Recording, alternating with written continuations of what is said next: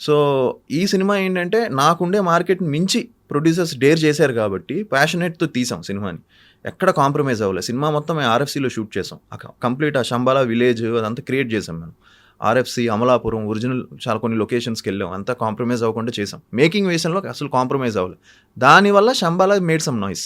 మిగతా సినిమాలు ఏమయ్యంటే ఆదికి ఇంత మార్కెట్ ఉంది, ఇంట్లోనే చేద్దాం అని చెప్పి చేసేసి మనం ఎంతో మిగులుతుందో అది మిగిలేసుకుందాం అని చెప్పేసి చేసేయడం వల్ల ఆ సినిమాకి ఎంత కావాలో అది ఖర్చు పెట్టకుండా, లేదా సినిమా దానికంటే బిగ్గర్గా అవ్వాలి. సో దానివల్ల కొన్ని ఇదైంది. But maximum 70-80% of my producers నాతో సినిమా చేసిన వాళ్ళు 70-80% సేఫ్ అయ్యారు.